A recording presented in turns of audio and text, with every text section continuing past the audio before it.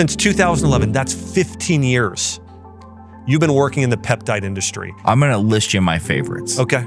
And I'm going to tell you what category they fall into. And chronic pain. Yes. And healing. I want to do that one too. Absolutely. First of all, like I mentioned, when I started this, there was nothing to pick from like this. Now, there's literally something for almost everything. And that's what I love about this. And I will argue that all diseases really start within the cell. I mean, generally speaking, most all diseases start from high levels of inflammation and cellular, free radicals spilling out from senescent cells or whatever the case. But the mitochondria itself is one of the most important aspects of our entire body.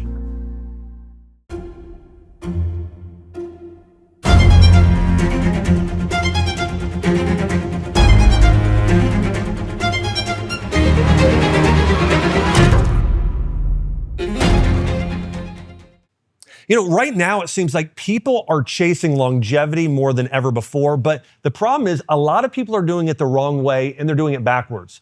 They're trying to manipulate their hormones. They're experimenting with peptides, not knowing which one to take, and they're following sometimes the optimism of friends or online influencers, which aren't backed by the scientific evidence and the correct principles. Well, today I've brought on a guest, Dylan Gemelli. He spent years studying natural performance, hormones, peptides, cellular medicine, and longevity. And today we're gonna have a conversation about how to heal your body at the cellular level with peptides, with prayer, and with natural medicine. Dylan, welcome to the show. Man, thanks for having me here. It's a real honor and pleasure to be out here with you today. Well, you've got such a great background. I know that you've been in the peptide industry for 15 years. You spent a lot of time learning about hormones, teaching people about cellular medicine, nutrition. I know you're a nutritionist yourself, and so excited to dive into all these topics today. So thanks for coming on. When I was doing my YouTube channel, I utilized your information for all of the diet content that I was doing at the time. And I was a nutritionist, but you had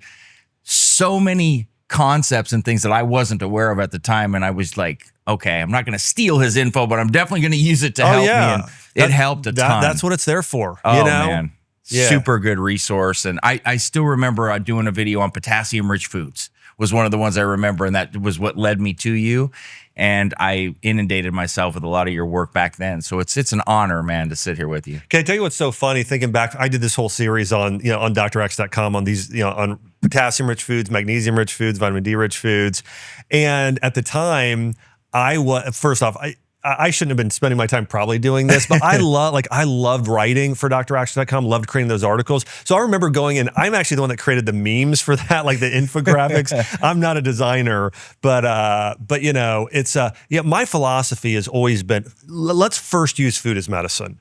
I know you've also talked about things like hormones and hormone replacement therapy and those types of things. Most of the time when people are struggling with a health problem, they first are saying, what supplement can I take? What drug can I take? Maybe even what hormone I can take.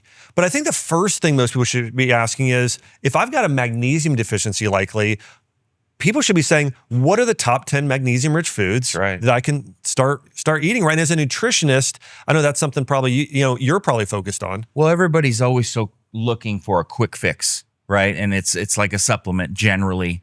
And in my world that I came from, in the bodybuilding world, it was like a performance enhancer. But the key to everything is starting at the core, and that would be the food. Everything should come from food first. And I battled this with protein powders and everybody trying to overcompensate for what they're lacking in their diet. And everything starts there. Your vitamins, your minerals, everything. You go there first. That's why things are called a supplement, because you're supposed to supplement them, not rely and depend on them. And I get it. It's real easy to become dependent on anything. That's right. And, one of the things that I've learned over the years, and I'm suffering with potassium deficiency now.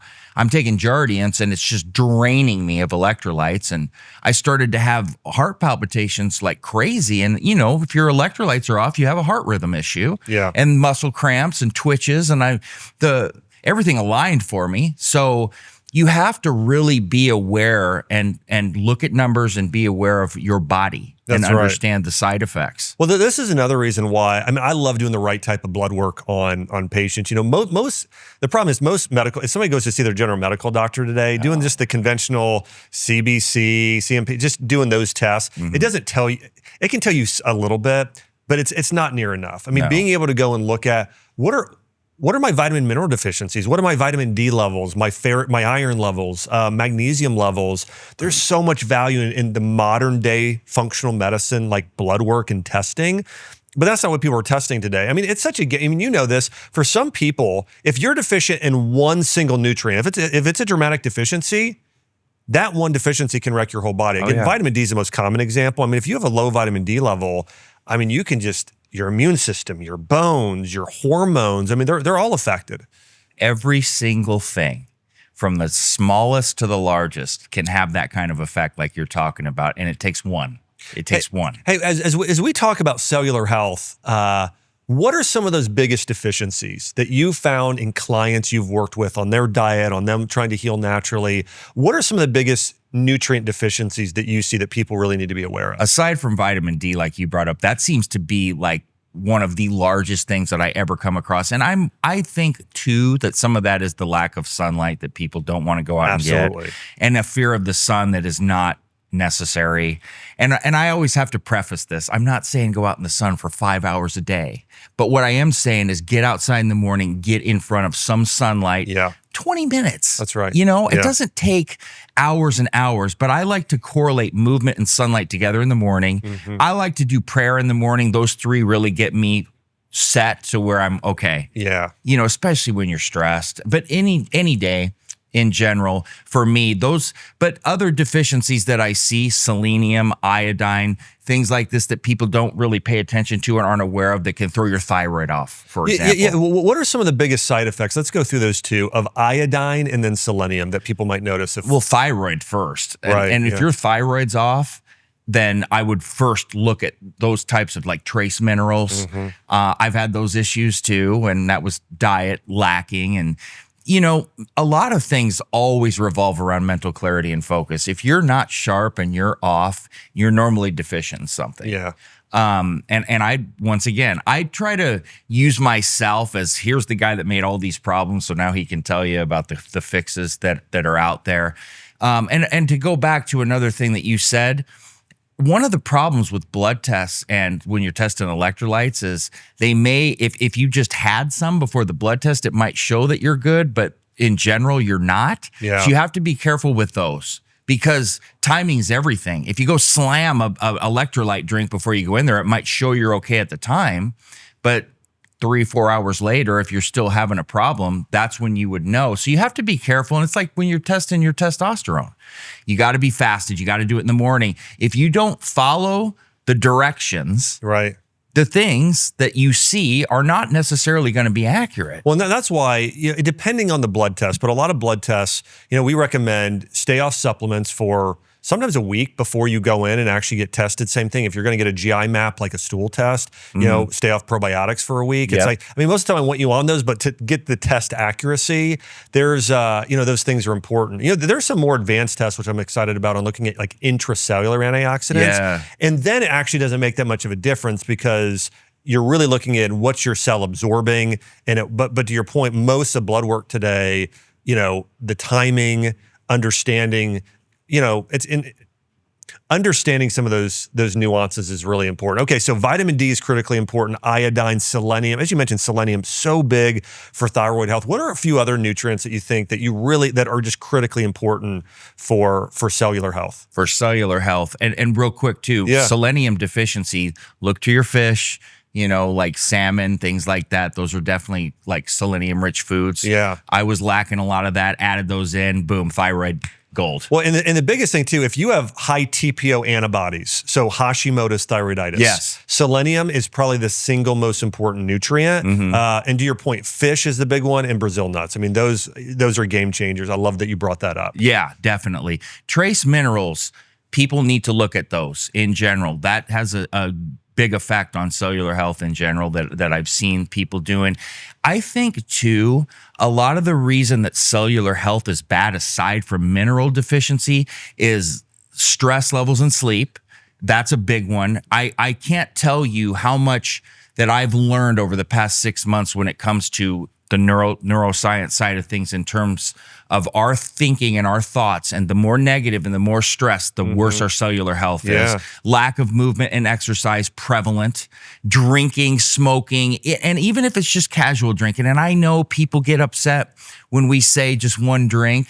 I've learned over the years, just one drink is very poisonous to yourself inside. And I'm one of those guys, I don't fearmonger. I don't exaggerate. I'm like the realest guy in the room. And I'm telling you, alcohol is one of the worst things that I have learned and studied and really comprehended on just one drink. It adds up to a lot. I did a big liver deep dive with Siggy Clavian, and we were talking about how much alcohol and then like something like Xanax harbors in your liver. Wow. Yeah. There's a lot of things that people don't realize that accumulate very quickly. I did this thing with my wife and I said, hey, everybody talks about these blue dyes and red dyes and stuff. And I said, let's go through the cupboard on some of the supplements and powders we have and start to look at what maybe we have overlooked and add it up. Because you know how this goes. Little bits add up. That's right. And I was astounded by how many powders and things were in there. I said, all right, let's get rid of this. Let's get rid of this. Let's get rid of this. And let's find something. It might not taste as good, but that's okay. Yeah. I don't want all of this garbage and toxicity in our bodies, because I'll tell you what, so many people, and this is what's so important about what you brought up earlier about the blood testing. There are so many people walking around with high mercury levels, lead, aluminum, everything, that have no clue, and they're struggling, and your attitude can say it all. Yeah. Your bad attitude and you don't know why. Why am I so angry? Why am I having this issue? A lot of times it's because we have so much toxicity inside and have no clue. You know what? When we look at a lot of these ancient forms of medicine, ancient Asian medicine is an example, or Ayurveda, and even the Bible is an example of this. I mean, there was this keen awareness that your emotional and spiritual health are just incredibly and deeply tied to your physical health. That's right. And so if you're, in Chinese medicine, it was known, if you're dealing with liver toxicity, you're going to be more frustrated and you're going to be more angry. Mm-hmm. You're just going to feel like you'll just go off the handle more easily and get upset about things. If you're dealing with this constant worry and overanalyzing things running around in your head, and that can keep you from sleeping at night, or just is keeping you at a level of stress, that's caused by your digestive system's upset. And it works in a reverse way. If you're dealing with a lot of anger, that's causing more liver toxicity. So these things add up. And you brought up something I think that's so important. We started talking about food for cellular health. And then the first thing after that you said is it's tied to our emotional health. Yep. I think that this is the most overlooked area in all of medicine. And I actually think it's bigger than diet. I think diet's the big number 2, but I think childhood trauma, I think dealing with guilt and shame, I think dealing with that stress, those things that elevate cortisol. Yep. That's the single biggest thing. What's been your experience with that? It took me, I told you I was going to turn 44 in February, or this month actually, in a couple weeks. It took me 43 years to figure out it's all a mind-body connection. And the way that I lay it out is I start with spirituality and then I cross it. So then it goes to mind and body. Because I personally, I don't know that I have the science to back it up, but I just have the know that it starts with the spirituality, and that's going to form how you think, which is then going to have the effect on your physical. Yeah. Everything that I do revolves around God first. That's just how I've changed my life. And when I made those changes, no, I don't have a perfect every day, but I'll tell you what, things flow and they go way better than they ever did. Now, the mind side, I agree with you that I think and feel, and of course, I want to stress the importance of exercise and diet because I have my whole life and I firmly believe that, but you have to be aligned. I can fix your diet and work you out all day long, but if you're stressed and you're mentally off and you're suffering inside, you're never going to feel right. You're just not. Yeah. And I've been there for many years and I know perfect diet, perfect training, miserable. Why? Well, first, I wasn't God first, but secondly, I was just not mentally correct. Yeah. And I say this, some of the times when I go back and look, it's like this, I looked my best and I felt my worst. Because I was so deficient, starving, taking stuff I shouldn't be taking, not giving myself the spiritual nurturing that I need, so obsessed with body. I felt my worst. So to feel your best and look your best, I believe it starts with spirituality, and then you're able to do both.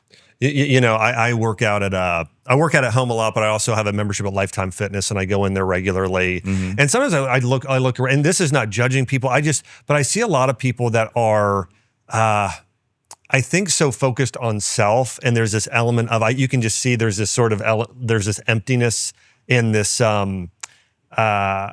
Yeah, there's something deep, like they're trying to make up for something. They're trying to look perfect on the outside, and it's their God. And you know, the Apostle Paul says, physical fitness, it's of some importance. He says it's important. It's of some importance, but your spiritual health is even more important. To summarize him, and I think it's absolutely true. What are some of, as you've worked with clients and helping them reverse health conditions and improve cellular health and lose weight, and I know a lot of things you help them do, hormone balance. Give me maybe your top 3 in ranking order spiritual practices people can do that will also impact their physical health. I mean, I think first and foremost is prayer and some sort of prayer. I really firmly believe, and it's funny because I do this backwards. You know how most people, they pray when something really bad's happening or they're desperate or whatever? My prayers are better when things are going good. You know, when most people forget about prayer and don't think about it, mine are the strongest. I have this, when I have a problem going on, sometimes I get frustrated, sometimes I get angry, and my prayers aren't as good. They're a little bit, I don't want to say cold because that's not the word I'm looking for, but they're just not as intense. And I think giving thanks and appreciation, that good old gratitude. Yeah. I speak on this, and my friend Ben Azadi told me about vitamin G, he called it, right? And I said, that is the one thing that everybody's lacking. I think gratitude and appreciation for what you have. You know what I started doing? Wow. When I leave the gym, I just do a quick prayer. Thank you for letting me be able to even be here to work out, giving me the means to have a nice place to go to work out, things that you just take for granted. You know what I think about just with everything? I think that the greatest thing that's ever strengthened my relationship with God is a realization that it's a relationship, just like you and I have a relationship, Yes. like I have a relationship with my wife, Chelsea, and my girls. It's that type of relationship. And God wants to give more to somebody, bless somebody, be in connection more with somebody when they're not entitled, when they're grateful, when they're thankful, when they're saying, God, I am so grateful for my amazing wife, my beautiful girls, my health, that I could walk out the door today. I'm so grateful for you giving your son, like that. So I love that you're saying that, because gratitude as a state changes your entire physiology. That's right. That's right. So when I get up in the morning, I immediately just do a quick thank you. Thank you for letting me wake up. Wow. And for another day, even if the day was bad the day before. And then what I do, and this isn't the greatest thing because I'm looking at a screen, but I read the first readings of the day. I'm Catholic, so I go through the Catholic readings. I read those, and then normally my wife's still asleep, so I just... What app do you use for that? You know what? I just use the UCSBB Catholic readings of the day, right off. I don't even use an app. I just do that. And then my wife's generally asleep, so I just put my hand on her and say a quiet prayer. If she's awake, then we say it together. Yeah. Well, I say it, and she just, and then normally I try to find my cat and do put my hand on her, and if she'll let me, she thinks it's playtime when I do that. But then I get up and start, getting ready for the day. And then as soon as I trim my lines and everything and brush my teeth, I go right outside and start walking. And one of the things that I really started to appreciate that, you just don't when you're younger, is the surroundings, what God created, the earth that he created, not what man made, but the sky. Yeah. And when I moved to Arizona now, I've got a mountain right next to me, so I see the skyline. And then I ride my bicycle at night after I have dinner. Instead of walking, I go ride, now. Yeah. And then I appreciate that sunset. And I think the appreciation for everything around me that I just took for granted all these years. Like when I come on these trips, I went to Utah to see Dr. Pompa. I come here to Nashville with you, and I get to go places and see all these beautiful things. Yeah. Normally when I'd go to places, all I cared about was partying and what bar or club I could go to. Now that's the last thing I think about. Now it's, man, I can't wait to go walk and see what's cool out here. And you know what's interesting? I think there's an element of that perception change that alters everything, because great. you could be, I'll give you an example of this. Like my mom, after she had cancer, for a few years after, well, actually, so she went through conventional treatment for 10 years. She really she was exhausted all the time. I think she probably felt an element of like, this is unfair. You know, maybe even God's taken something from me. I mean, there's years of just discomfort there. Then we followed a natural protocol, and she reversed cancer naturally. And I think after that time, my mom started getting in this situation where she was just started being grateful for every moment of the day, everything she had. She was so grateful, and she even got to the point. This is amazing. I was talking to her a few years ago, and she said to me, she said, "You know what? I am actually grateful that I had cancer." I was like, "Really?" She's like, "Yeah, you know, because of it, I look back at my life." She said, "I've got a better relationship with your dad." She said, now we're like, I was talking to my mom, and she's like, "We're going to go out on a trip out to and rent an RV and go to like Park City, and we're going to go to the Grand Tetons and Yosemite. They're going to do this tour together, and they've decided to move to Florida, where my mom loved like Disney World area." So all that being said, but she's like, if I wouldn't have had cancer, I don't know that I would have done all that. But like her perspective is, God, thank you for teaching me and leading me. Not that you gave me, she doesn't believe there was any cause on his part, but she's grateful that God used it for good for her life. And so if we can take even our worst moments and hardest trials in life and things that we had in the past and say, God, what can good come of this?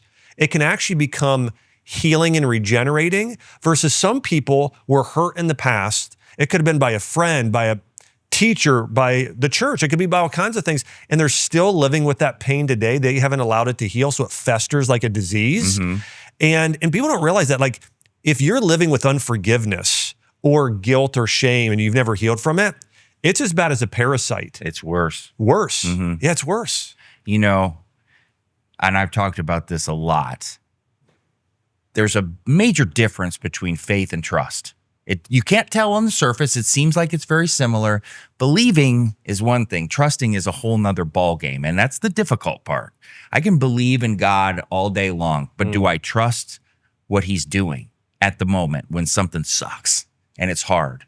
I mean, I got into a lot of trouble when I was younger, and I tell everybody, I don't recommend you go to prison to learn your lesson and to shape who you are. But if I didn't, I would have never met my wife. I wouldn't be sitting here with you. I wouldn't have changed the whole outlook I have on everything and started to put my focus into what I put it on now. I wouldn't have been doing the health content and the fitness and gotten into all of the things that I did had that not happened. I wouldn't have learned. I wouldn't be able to inspire and encourage people the way I do about overcoming things that come into the way. I took and learned so much. Yeah, horrific experience. Horrific. But I got out way early, and I took care of exactly what I was meant to do. I just threw the trajectory off a little bit. Yeah. I'm sure that wasn't my intended plan, but I'll tell you what, God doesn't give up on you if you actually repent and you actually truly are sorry and have remorse. He knows if you're lying. Can I tell you, this is such a big thing we're missing today. I see constantly with people online, they made a mistake and then they just won't admit wrongdoing. Yeah. And versus it's like, people appreciate if you confess. I think at least for Christians, there's a level we're called to forgive you. That's what we're called to do. Mm-hmm. We're called to forgive you and give you grace. Yeah. That's the good old lost art of accountability that I talk about all the time. When I finally looked in the mirror and took accountability for all the things that I did, and it's hard to look in the mirror and lie to yourself. You can tell lies to everybody, and people actually believe the stories they tell after a while. That compulsive liar concept is a real thing. And if you look in the mirror and you can lie to yourself, that's a major problem. Most people can't. When it's one-on-one, and if you take the time to look, and I just never liked what I saw looking back at me. And when I took the time and sat there and said, Dylan, what are you doing? Like, you can't get this time back. It's gone. You don't understand that in your 20s for most people. You don't get it till you lose it. And then you realize, I can't recreate it. I can't buy it back. I can't earn it back. It's gone. Mm-hmm. I lost years that I can't have back. Yeah. I missed Christmases, Thanksgiving, birthdays. I couldn't get those back. I mean, I was eating cornflakes on Thanksgiving that wow. one. And but I'll tell you what, it made me appreciate every Thanksgiving, every Christmas, every holiday, every birthday, every moment, every single day. And once you start to appreciate, you can live healthier, you can live happier because you have a value on every single thing that you get. Yeah, when we're living in the state of gratefulness, there's a natural hormonal response that's happening. Yes. I mean, you're having dopamine and serotonin and oxytocin and these endorphins released at higher levels, That's right. which are balancing your other hormones and helping you heal. Hey, so if you've ever thought something is wrong with me, but I just can't prove it, then this is for you. Now, you might be eating clean, even what you feel like is perfect, working out, taking all of the right supplements, but you're still exhausted, still foggy, gaining weight, and you're not sleeping. And every time you ask for help, you hear the same thing, but your labs are normal. Here's what that actually means. Standard blood work only shows what's in your blood, not whether your cells can actually access it or not. You can give your body all the right inputs, but if your cells are in danger mode, chronically stressed or inflamed, they can't absorb or use those nutrients properly. If you're finally ready to heal, go to mybloodwork.com. You'll get an at-home cellular blood work panel shipped straight to your home and reviewed on a private call with one of my senior health advisors at the Health Institute. And this will help you finally connect the dots between your symptoms at the cellular level. We'll also determine if you're a good candidate for one of our cellular healing protocols so you can finally experience lasting healing. Once again, go to mybloodwork.com to check it out. I want to dive into some other areas of cellular medicine because I know this is an area of expertise, and then I want to talk more about peptides. When you think about cellular health, there's all these different components of the cell. We've got the cell membrane and the nucleus and the receptors and the lysosomes and the mitochondria. What area of the cell in cellular medicine do you think is the most important to focus on when it comes to healing and regeneration? Everybody will go to mitochondria first, and I don't necessarily disagree with that. I mean, powerhouse of the cell, energy, produce ATP. I think that at this point, that's kind of become, you know how it was like gut health a couple of years ago, and now everybody shifted to mitochondria, but we're forgetting about the cellular membrane. Yeah. And you mentioned that.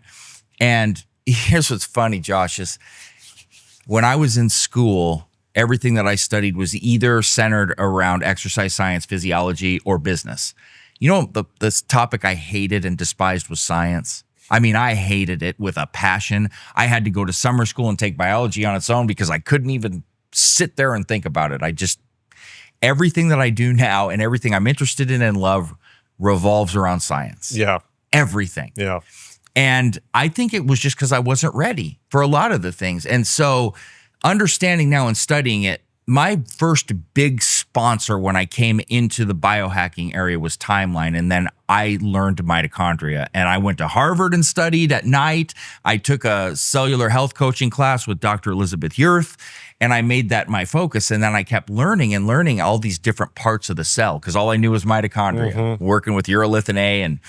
And then I learned about the cellular membrane and then the importance of fats and how important like cholesterol was and feeding the membrane and everything. And, for instance, NAD, just bringing up something, can't really penetrate the cell. I was learning about penetrating the cell. Yeah. How do we increase NAD? Well, precursors can penetrate the cell. Everything that we have and we do revolves around the cell, but you have the cellular membrane's the protectant of the whole cell. Yeah. So if you don't protect that, we don't have mitochondria. We don't have all of the other things that you talked about. So I think that people should really consider understanding cellular membrane. What do we have to do to keep it healthy and protect our cells so that we can then take care of what's inside of the cell? I mean, this is powerful. When my mom did have cancer, I did thousands of hours of research of how do we heal cancer? What can we do? And I remember studying everything from Chinese medicine to the top herbs, to the ideal diets, Gerson therapy, all kinds of things. But one of the articles I came across was on a woman named Joanna Budwig, and she created something called the Budwig Protocol.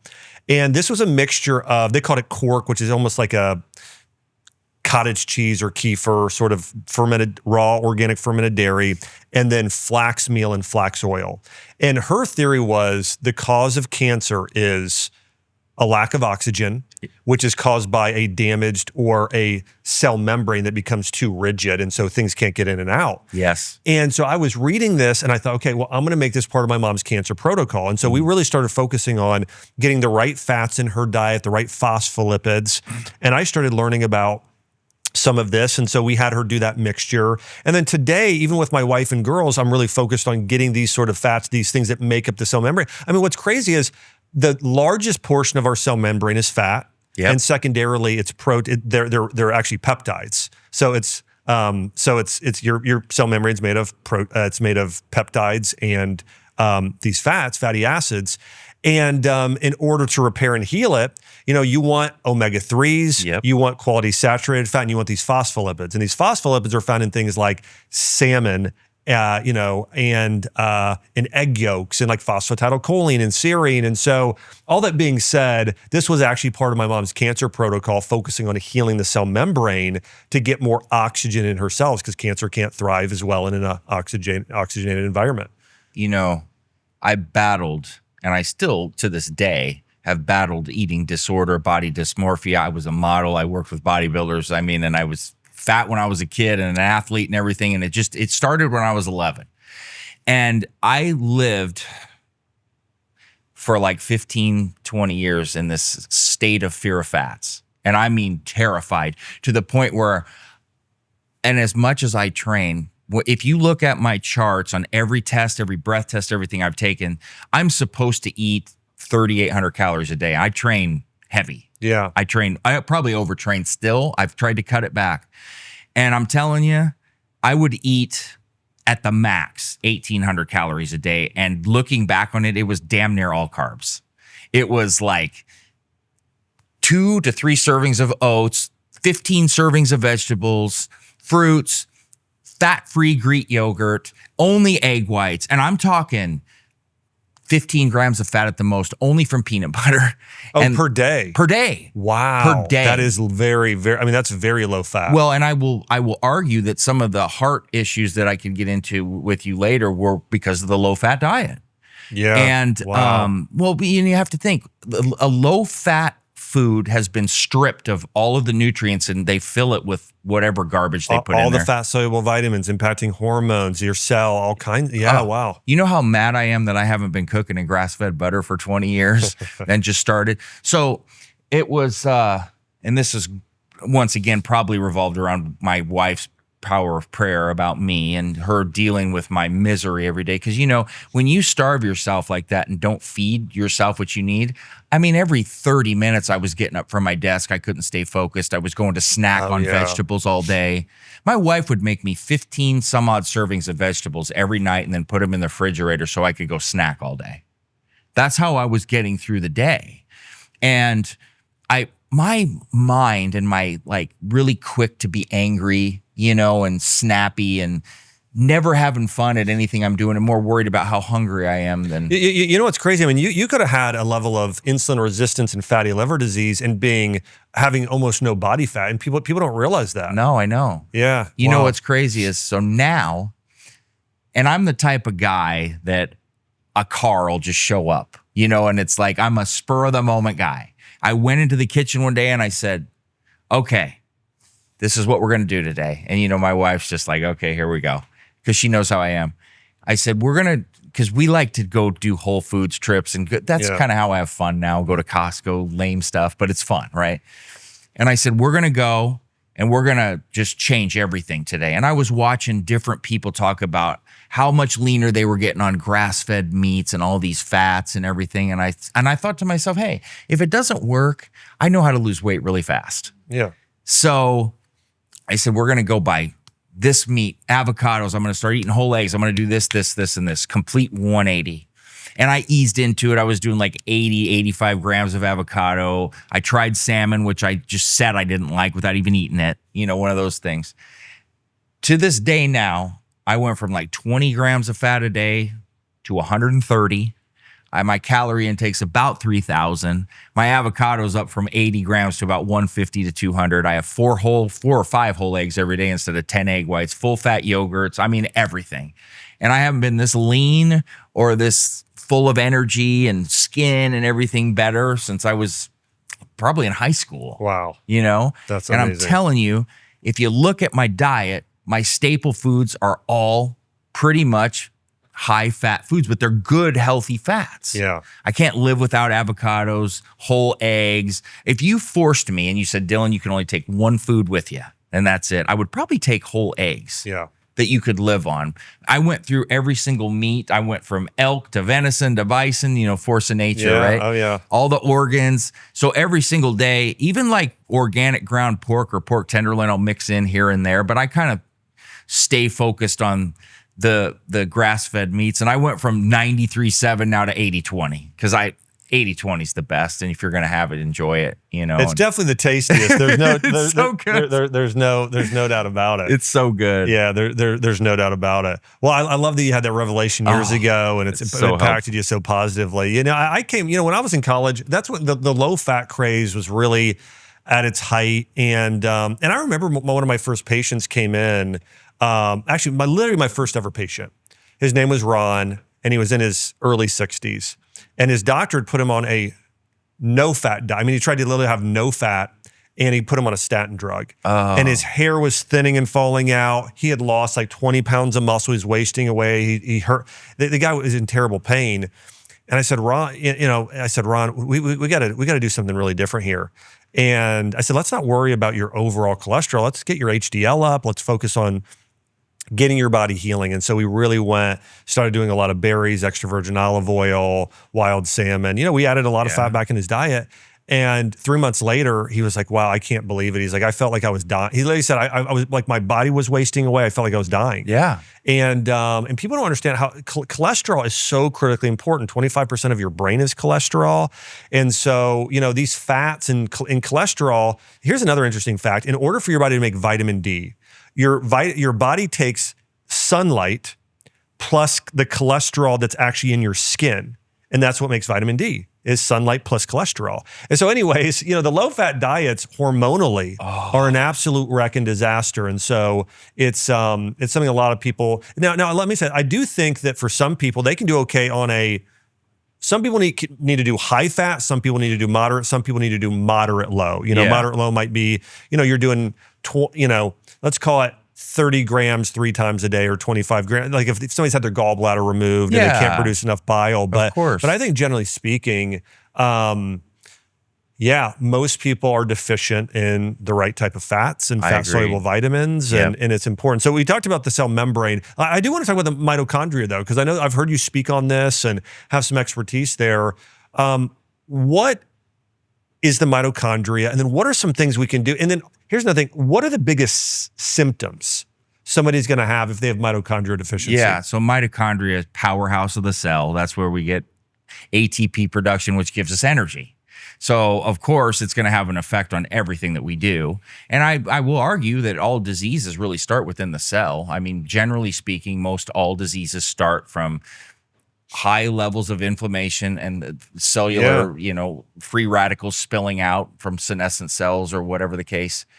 But the mitochondria itself is one of the most important aspects of our entire body.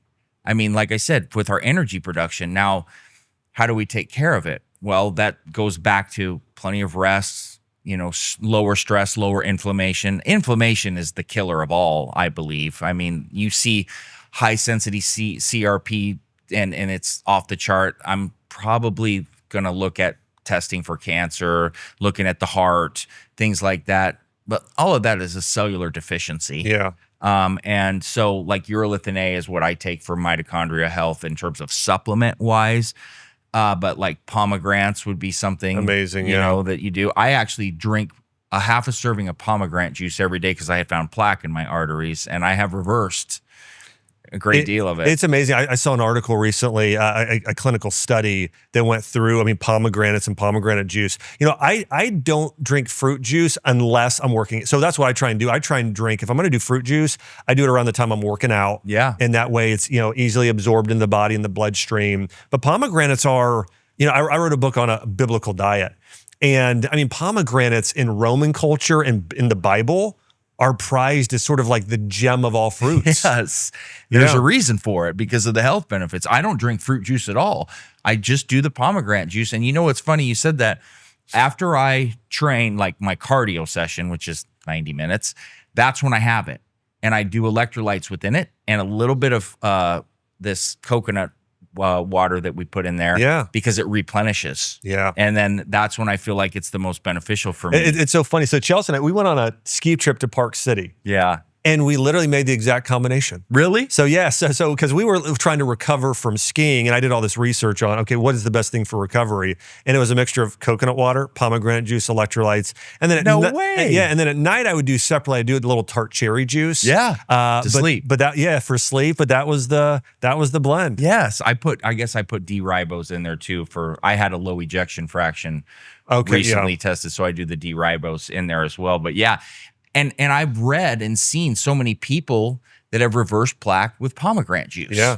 And I'll get into that a little bit later, but that definitely is one for, urolithin A is from pomegranates. Yeah. I mean, that's what it comes from and is derived from. So, but once again, that exercise, the good diet, the no alcohol, this is all for your cellular health, because you don't want senescent cells. Senescent cells are cells that they're zombie cells. They're dead, but they're still there. Right. And then what happens? Well, they start accumulating junk, which then in turn spills out free radicals, oxidative stress, boom, disease. Yeah. Right? Yeah. And to your point, we've got these senescent cells, which for everybody out there, senescent cells are these cells that have continued to divide over time, oftentimes 50 times, and then they're at the point where they don't work anymore. And so they can sit in your body almost like garbage in a city. Imagine you got a big pristine city, and over time, as it ages, the waste facility stops doing their job. Right. And so garbage just starts piling up on the streets and everywhere, and they release toxins, they destroy things. It's and this can happen as we age, and it's been connected, as Dylan's talking about here, to cancer. And part of the job of really two things in particular in your body, your mitochondria feeding your lysosomes activates autophagy, which gets rid of them. Yep. So mitochondrial health, lysosomal health, those things can help you fight cancer, prevent cancer. And this is why it's cellular health is so exciting, because what we're talking about, like mitochondria, they're actually called organelles. Yeah. They're the organs of your cells. Your cells have organs. And so we need to do everything we can, just like you want to take care of your heart and your gut and your brain. We got to take care of these organs of our cells if we want to be healthy. Billions of cells in your body. That's like right. When I heard the numbers, and if you think about it, because I don't want to say I was ever anti-science, but I was like, okay, this goes against God. It goes against everything, because people misuse science. But if you look at the beauty of science and the structure of how we're made internally, and what kind of effort and thought had to be put into our makeup to function in the way it does in every little intricate piece of our body. And I started to look at that, and because you read the Bible, and part of the problem when people read the Bible is they take everything literal, and they don't understand how to break down what's being said, and it's why Jesus spoke in parables, because we couldn't understand. Right? And if you read and listen and you look, no, he didn't just breathe and everything just appeared. He rested on the seventh day because of look at all the work that he did. I think what maybe some people don't fully realize, as you brought this up, Jesus was telling us things in parables, I think for a couple reasons. One, because he said, there are people that really, that the Holy Spirit can help interpret what he said, right? And so if you don't have a relationship with the Holy Spirit, and you're not coming in with a humble mind and attitude of you want to receive, then it's hard to hear. And I think there's another element of, well, his parables are very applicable. Yeah. When you hear something as a parable or a story that's a real life thing, I think it's actually easier to apply. I mean, when people use today, like I'm thinking, there's a movie, I don't know if you've seen it, it's called Nacho Libre, and it's a comedy with Jack Black, and it's pretty. It depends on your sense of humor. By the way, I think it's hilarious. My wife won't laugh at all at it. My brother-in-law and I think it's pretty comical. But there's a scene in that movie where he is a monk at part of this monastery, and his kind of the other main character in the movie says, I don't believe in God, I believe in science, Oh. And but with that, here's the deal. It's not God or science. one, there's God. Science is just it's a few things. One, it's a pattern of the way God created the world and the way systems function. Yes. That we can be interpreted that way. And then also science is a method, if we talk about the scientific method, which is we're going to essentially do beta testing on one group versus another, and we're going to come into a study unbiasedly to see what the outcome is. Now, the thing is, the scientific community constantly violates the scientific method. Right. I mean, pharmaceutical companies and the bias and all the things. I mean, there was a study that came out. By the way, it was a study on studies, and it said that around 51% of studies are not accurate when you read the headlines and what you're seeing. So think about that. If you're reading a study headline, most people see that and they're like, "Oh, that's a fact. That's." But over 51% of the time, it's not true. I learned quickly by working with so many clients. So when I started to get huge client bases over time, I start with 5, 10, and before you know it, you've hit thousands. And I realized very, very fast how BS a lot of these studies were by seeing the results on clients. Because you can't, this is one of the problems that I see with people is they'll go, well, for me, but you can't just say for me. You need a group, you need numbers, because everybody's got something different. You have something different than I have, and the next person. So if every single belief you have revolves around your experience, that's not accurate either. I want to see real data. And I learned very fast, these studies are not anywhere near to what they say, but then you have to dig deeper. It's kind of like, and I'm certainly not going to get into politics, but it's kind of like when they say this bill didn't pass, and then you look at it and there's 800 pages and there's like 2% of what it's supposed to be. Yeah, Same with studies. You need to look at who's doing it, how it's being done, what kind of people are in there, and then how do they manipulate the numbers? Yeah.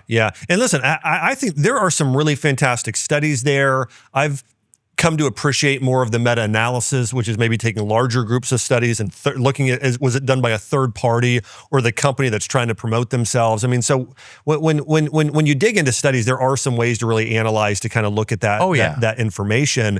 But it's important to be aware that when you see a study, to also say, okay, well, let me learn a little bit more about it. I mean, honestly, it's pretty easy now to take a study, to plug it into an AI tool like ChatGPT or Bard or whatever, and ask those questions. Is it biased? Did they cherry pick data? Was there was there a conflict of interest with the people that put it on? And what do other studies say cumulatively that may support or not promote the study? So there are ways, if you're a healthcare professional or a layperson, to where AI can actually help us, I think, better interpret and find out those little lies that are kind of hidden in there with some of those studies. Hey, if you want practical, science-backed guidance for living a healthier, longer, more vibrant life, you need to check out the Biohack It podcast. It is hosted by my good friend Aman Hassan, and it brings a thoughtful, compassionate perspective to wellness that so many women have been looking for. Every week, Aman breaks down the latest research in longevity, hormones, and metabolic health in a way that's clear and easy to understand, leads to important conversations around women's health, fertility, and the steps women can take to protect their energy, balance their hormones, and support long-term well-being. She talks with top doctors, scientists, and health experts about natural healing, nutrition, lifestyle choices that make a real difference, and sits down with entrepreneurs and thought leaders to explore how they stay strong, grounded, and resilient in their personal lives and their work. If you want a show that speaks directly to health challenges women are navigating today while offering hope, clarity, and real solutions, tune into Biohack It every Thursday wherever you listen to podcasts. It is one of the most educational and uplifting shows in the wellness space, and I think you're going to love it. One of the things I want to move into, and I'm really excited to talk to you about this today. Since 2011, that's 15 years. You've been working in the peptide industry. And just now, over the last 2 years, of course, GLP-1s in the medical industry, those have grown like crazy. We're seeing so many people get on things like BPC 157. By the way, I'll just share my story with you quick on my introduction to peptides. Now, of course, I was one of the first people promoting collagen peptides, right? Yeah. So I was aware of some of the peptides out there, more of the food-based that were used during ancient times and that. But I was not very aware of a lot of the synthetic peptides and their uses. I had read about some of them with glandular therapy, like thymus gland. That's been used for cancer treatment for a long time in Russia and around the world. But I came down with a spinal infection in 2022, and I didn't walk for an entire year. So this is just 3 years ago. Wow. And I thought I might never walk again. And I met a man who is one of the world's leaders in peptide science. And he happened to, this was a God moment. I was so desperate, I couldn't walk. I was in unbelievable pain. And I was trying to find out, how do I heal? Because I was diagnosed with osteomyelitis. I had an abscess by my spinal cord, and it was, you could see on the MRI, I mean, just my bone being eaten away and destroyed. And when I went to meet with the doctor, he said, listen, Josh, in most likely scenarios, you're gonna be permanently disabled. This is me sitting down with the doctor 3 years ago. And I thought, you know what? I just prayed, and I felt like God said, listen, just walk with me through this.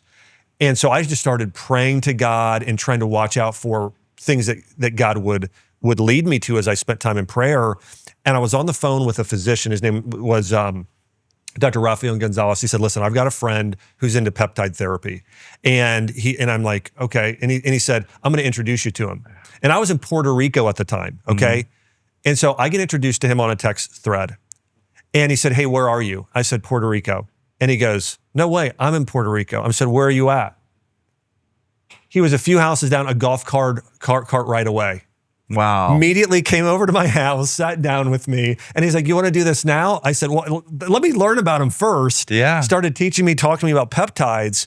And I did a blend of BPC 157 and TB 500. Yeah. And can I tell you, after 6 weeks on these peptides, the results, I couldn't believe it. Yeah. I absolutely couldn't believe it. 4 to 6 weeks generally. Yeah. So I was blown away. So I want you to share a little bit about how you got introduced to peptides. Yeah. And also explain peptides to us a little bit. I just talked to Raphael, like, I don't know, 2-3 weeks ago. I just met him. I just got intro to him. Yeah. I mean, he's a great guy. I mean, he's one of the world's leading experts in stem cells. Yeah. And so, And so that was brilliant. the other thing. I would say the combination of peptides and stem cell therapy are why I'm walking today. I have zero pain. Yeah. And it's because of those two things in combination. He's a brilliant guy. I got a really good impression immediately talking to him. But yeah. So, okay. When I got out of prison, I spent my entire evenings every night on bodybuilding forums. I got an email about a testosterone booster. And I'll tell you what, after reading that, my mind was like, okay, you know what? I got out of there. I'm going to start ripping myself to shreds here. I'm going to get in the best shape possible, and I'm going to do this and do that. So, and I'll make a long story short, I started getting myself inundated in these bodybuilding forums, and very quickly, my work got noticed, and I got introduced to several different big brand companies. One of them said, hey, we want to know, can you do any kind of video work? Like, are you good on the camera? And I said, well, before I got in trouble, I started to mess around with like a fake sports talk show that I was kind of doing. I said, here, I'll show it to you, because I was really into sports debate. And they said, okay, you can do this. We want you to get on a camera and start talking about anabolic steroids and research chemicals, peptides and SARMs. And I said, well, how the hell am I going to do that? I don't even know what those are. And I'm certainly not going to go risk getting in trouble by talking about this stuff. Yeah. So I went through the legal stuff, found you can talk about it. You're not selling it. So that's fine. So I was left with, do I really want to do this? Like, is this what I'm called to do? And if so, I got to study and learn about what these things are. So I started to learn. Now, back then, there was like 7 or 8 peptides you could pick from, and that was it. It was all GHRPs. So growth hormone releasing peptides or growth hormone releasing hormones. So CJC 1295, ipamorelin, hexarelin, sermorelin, and then melanotan too, right? And then that was it. I got more into the SARMs because for bodybuilders, peptides weren't doing enough. Explain what those are. Yes, so selective androgen receptor modulators. Okay, and this is for supporting testosterone and growth hormone. So the SARMs were actually created for osteoporosis and HIV patients. Okay. So people that were suffering from muscle wastage.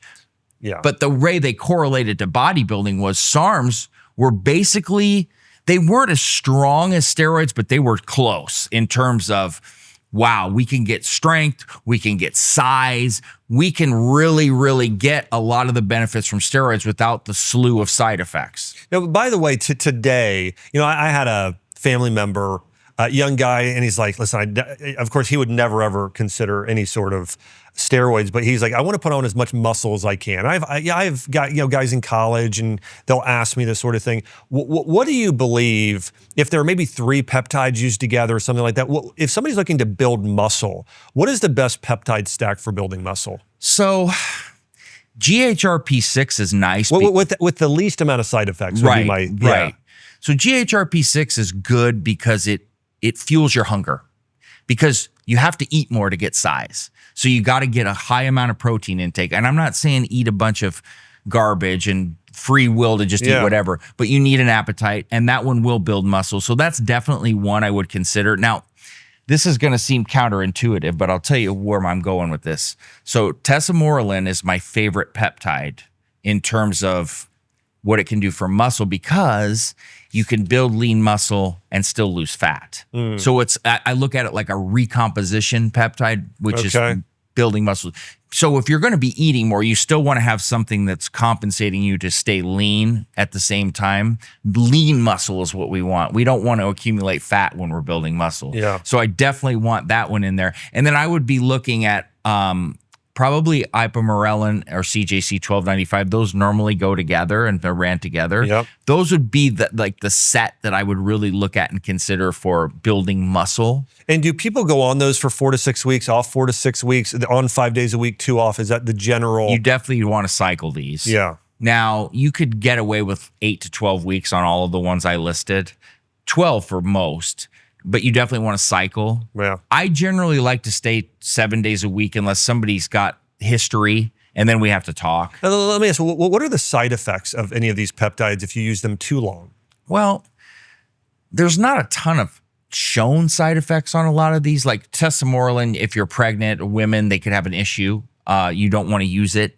There's something there that can affect the pregnancy and the birth. Okay. And that's for women.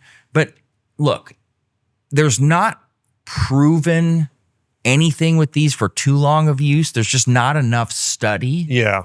And so you have to be very careful of overusing anything, because your body also will acclimate to these after a while. So you'll so there's just one of the side effects is your body is saturated. You're not getting any additional benefits. No. So why waste the money? No, and that's for sure. Myostatin will always kick in to where you can't just keep gaining muscle. You have to remember that too. You just have to be very careful with like growth hormone releasers, especially because too much growth hormone is not good. Like too much testosterone is not good.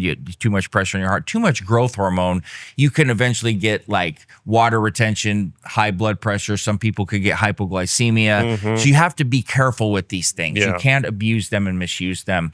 There's a lot of things that could go wrong. So you have to stay under the mindset that this is a marathon, not a sprint. You're only going to get so much out of it. If you do it right, you can do it long term and get a lot of results. Now let's talk about peptides for other uses, because I think there's a lot of people asking about peptides for a few categories. Longevity would be a big one. I would say hormonal health, just general hormonal health in women, maybe even thyroid or menopause or PCOS. Of course, men, low testosterone. And then we see peptides for heart health. I mean, diabetes, weight loss. So talk to me about some of these other peptides in your, maybe between 1 and 3 peptides that might help some of those general goals. I'm going to list you my favorites. Okay. And I'm going to tell you what category they fall into. And chronic pain. Yes. And healing. I want to do that one too. Absolutely. First of all, like I mentioned, when I started this, there was nothing to pick from like this. Now there's literally something for almost everything. And that's what I love about this. So my list of favorites. KPV is at the top of my list. Now, you talked about BPC and TB500. So there's 2 different types of stacks on the market. One is called GLOW and one is called CLO. GLOW is BPC, TB500, and GHK-CU. GHK-CU copper peptide, which is for skin and collagen and everything else. But it can also have some gut healing benefits. So it fits beautifully into that scenario. But then CLO adds KPV, which is like my gold star shining probably my most flagship one that's coming up. By the way, this is what I take right now is Clo. My dad has frozen shoulder and having some pain. So he's also getting some regenerative therapies in there. But I have him doing Clo right now. But by the way, here's one other thing I want you to explain. What are peptides? And also, how are they different than hormones? Maybe because I want people to really understand maybe what just what peptides are. They're just amino acids. It's so simple. Like I used to say this, when Bitcoin came out, everybody acted like it was so difficult, and I did too. And when you look at it, it's so easy if you just read it. Peptides are just amino acids and chains, and they have more molecules to like different compounds. So, and Dr. William Seeds has a very good book that really breaks the science down. I will say that explains the certain amounts that each one has, why and how they work. And it's very, very simple. They're not hormones will affect, like, for instance, let's take synthetic testosterone. Yeah. So that's going to have such a different kind of effect on your body. It's going to force your body to do something, whether it wants to or not. Exactly. And so, like, I'm on TRT. So what is TRT going to do? Well, it's going to shut down my luteinizing hormone and my follicle stimulating hormone because I'm taking synthetic testosterone, so my body forgets how to produce it. It's shifting hormone balance. And if you take too much, or if your body has too little, it's going to shift to different things going on in your body, a lot of times in a bad way. Yeah. And so we want the balance there.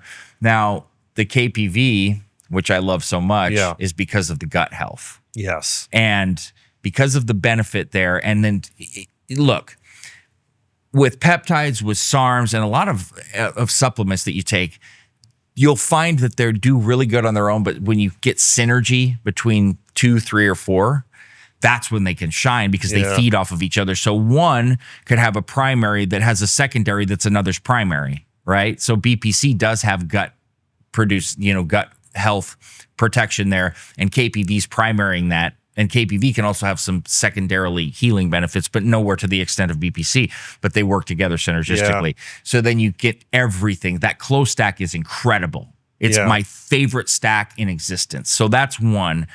Now, I am somebody that struggled with stress and anxiety and things, and I know how bad it is. So I look at Selank and C-Max.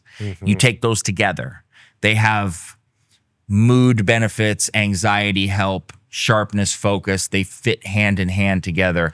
Now, 2 others I want to mention. Yeah. MOTS-C, because it's mitochondrial, and it also, I can't stand this term, but I'm going to say it. It's like exercise in a bottle because I don't recommend that, but it can mimic exercise. It's almost like an exercise mimetic. Don't take it. Now, don't exercise, please. Just don't mix the terminologies, but that's what it does. But the mitochondrial benefits. Yeah. I love MOTS-C. I guess I lied. I'm going to say 2 more. SS31 to me is very appealing because it can help with ejection fraction and heart health. Yeah. And it's also good for mitochondrial health too. Absolutely. I mean, absolutely right. And so that's one. And then I look at sleep because so many people struggle with sleep. Yeah. Epitalon is one for sleep. And the beauty of some of these is you don't have to take them very long. Yeah. MOTS-C is like very incremental. Epitalon's another one you take 7 to 14 days and don't take it again for months. Yeah. And it helps to regulate your sleep cycle, your circadian rhythm. So some of these don't require much. Yeah. That's the other beauty of it. It's powerful. It is. And now there's brilliant people that, of course, have been working on this for years that are finding ways that you can take it without just injecting it. Because let's face it, injecting sucks. Yeah. It does over time. And it's not that it's painful, it's annoying. And it's hard to carry around insulin syringes and like TRT needles and stuff. And people look at you like you're a junkie or you're crazy. And it's not fun. Yeah. It's just not. And you can make errors. I've pinned myself bad before on TRT and swelled up and made myself bleed. And it can happen to anybody. You know, and I actually injected into my del here and got a lipoma and had to have it removed. Really? From doing it too much, like because I got lazy. That's interesting. Yeah. So those are the types of things that can happen. Scar tissue buildup, you know, and with peptide injections, you can have allergic reactions at time if you're not sterile. Yeah. You know, and there's a lot of stuff. So there's people that are now have formulated, I'm not a big fan of oral yet. I don't know that like BPC, for example. Well, so here's what I found with oral. Some of them, they are effective orally. They tend to not be as effective orally as injection. No. But of course, the compliance is a lot higher. But I will say this. So BPC 157, we know, comes from stomach acid in humans. And there is some research, and I saw a study from a friend of mine, Gemelli, sent it to me the other day on BPC 157 for leaky gut. Yeah. And so I will say, I do believe BPC 157 and KBV in particular, maybe even lorazepam, but some of these for gut health and leaky gut are beneficial. Absolutely. So I do think we're going to see more and more. And I think, anyways, there's some that are enteric coated, some are doing liposomal. So I do think we're going to see more and more adoption of oral peptides and great benefits there. But I do think the highest uptake by the body definitely is still doing those insulin-like, needles and injections. But I'll tell you, I'm so excited about peptides because to me, it's a powerful form of medicine that also is alignment with, to a degree, natural medicine. That's right. When I started reading the history of where do peptides come from, where are they found? They're found predominantly in our organs. Yes. So going all the way back to the 1970s, they were using, now even beyond that, Chinese medicine, they would prescribe glandulars as medicine. So if you would have gone into an ancient pharmacy, people would have had, you would have all your herbs and spices there, your turmeric, your ginger, you had mushrooms like reishi, and then there were glandulars. There was heart glandular and liver and thymus gland. And even in the past 100 years, they actually prescribed thymus gland for treating cancer because it had Vilon, and that's where TB500 is, and thymosin alpha 11. So so when you think about what peptides are the shorter proteins that live in our organs and glands. And now what we're able to do is take them, make them synthetically and in a more concentrated, higher dose. And so they're really supporting, in part, cellular communication, helping your cells communicate better, tell them, hey, here's what you need to do. Create more estrogen, create more testosterone, heal and regenerate this area. So they're supporting the body in that way. And so anyways, I kind of knew about them as glandular therapy. And now today we have this higher concentrated. And just like, if you eat an orange today, that's about 60 milligrams of vitamin C. Right. Now, when people are sick today, oftentimes we recommend 1,000 milligrams three times a day. Right. Think about peptides in that very same way for everybody there in terms of what they are, how they're used, and it's exciting. We're going to just continue. It's so good. It's a big part of the future of medicine. I like having alternative options that are derived differently, that I feel are much safer, that aren't structurally inept. When I say that, I mean that cause so much damage. Yeah. Because I feel like, and I'll use a steroid as an example. So when you take an oral steroid, it goes through a process called C17 alpha alkylation so that it can pass through the liver. Yeah. But what does that do? It adds all kinds of methylation and toxicity, which is why you see people have like terrible ALT and AST numbers. Their kidney numbers are all screwed up. Yeah. Cholesterol goes through the roof. Blood pressure's high. That's why they have those side effects. But a lot of pharmaceutical drugs, yes, like a statin derived from what? Red yeast rice. But then what else are they doing to it? What are they altering to it? And what is that causing? Why are people getting the muscle pain and the fatigue and everything else that goes along with it? That's why I like peptides as the other option. Hey, can I ask you, with GLP-1, that's a peptide. Sure. Every peptide I know of that where a responsible doctor is prescribing it or recommending it, they are cycling on and off of it. Yeah. Or it's ultra low dose. Why are GLP-1s the only peptide where that's not happening? I mean, doctors are putting them on for they're not cycling them on and off every 4 weeks. I would say it's a misunderstanding or lack thereof knowledge base on how these work and what they will actually do. And how about lack of integrity? Yeah, that too. In terms of, we'll make more money if we just have people stay on it, long term. So here's the truth. These clinics, a lot of them are just people that start a business. They have no clue nor concept of what they're doing, the effects, the ramifications of anything. They care about keeping people on whatever it is that they have at their clinic. Unfortunately, GLP-1 is like the highest thing at any clinic. First, it was anti-aging clinics back in who knows when baseball and everything was going on. And it was, let's get everybody on HGH. Then it became the TRT clinics. Let's put everybody on testosterone, even people that have 600, 700, 800 testosterone or scores. HCG. I mean, it's always something. It's always something. Yeah. So what is it now? It's GLP-1s. But now the amount of harm that people are causing by running too high, too long, they're ending up, once they do come off, not only gaining the weight back, but gaining more weight back. And then they have screwed up their system and their brain so much in terms of their hunger that it's just all over the place. Yeah. They're just a mess. And when they're getting the weight back, it's more fat than the muscle they previously had. Well, that's the other thing. They're losing muscle. In the process of losing weight, they're sacrificing tons of muscle. And then, like you said, when they gain the weight back, it's all fat. They're not gaining back any muscle because essentially, just to make it as simple and easy as I can, a GLP-1 is just tricking your mind and making you not hungry, right? So it's just shutting down your mind from being hungry. So what happens when it turns back on? You're starving. Yeah. You're starving. Yeah. So the microdosing, and I have talked to so many people in terms of, and people that I respect, that microdosing, it has a slew of long-term benefits, especially cognitive. Yeah. And the microdose, it's like 1/10. I mean, they're prescribing 10 times the amount you should probably be on. It's insane. When GLP-1s, yeah. It's absolutely asinine.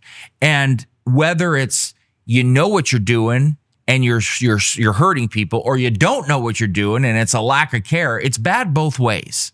I mean, think about it like this. It's like 1 apple a day, that's great for your health. Right. 10 pieces of fruit, that's too much. I mean, the dose determines the medicine or the poison. I mean, always. That's kind of where we're at today. And so, but I'm glad I asked you about that, because I see that all these people opening up all these GLP-1 clinics. A lot of them aren't doctors. They're just opening up.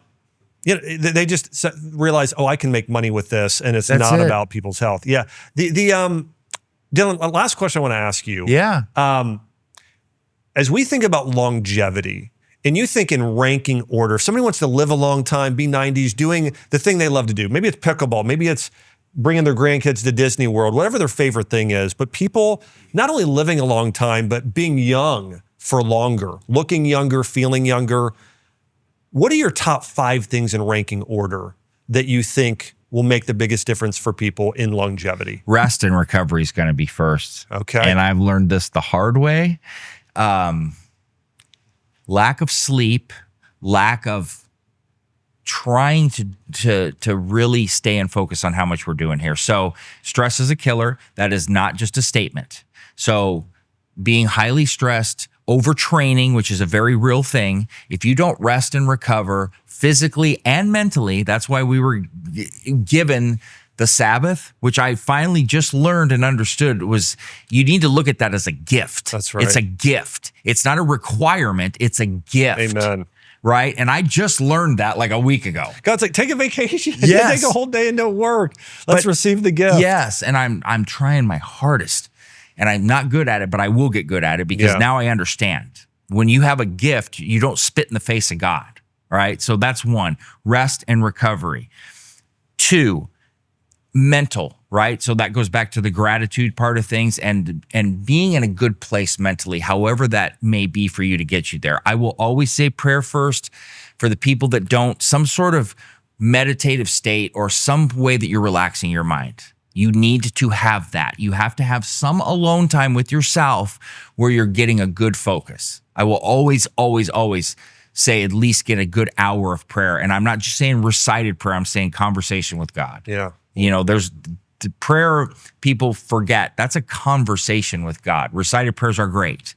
Go deeper than that. 3, absolutely you have to have movement.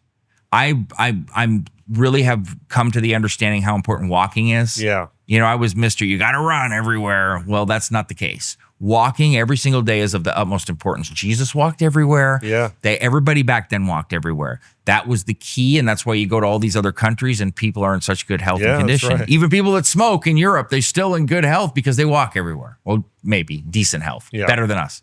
So that 4 is diet. Your diet needs to be consistent. Everybody wants to, well, can I have a cheat day? Well, can I do this? Well, can I do that? Consistency will take you the longest. You have to be consistent. I'm not saying perfect. Consistency and perfection are 2 different terms. But finding a good diet and an understanding as we age that you're going to have to adapt to whatever change is going on. The diet that worked for you when you were 25 may not work for you when you're 40. So being able to adapt and do that is very important. 5 would be the blood work monitoring.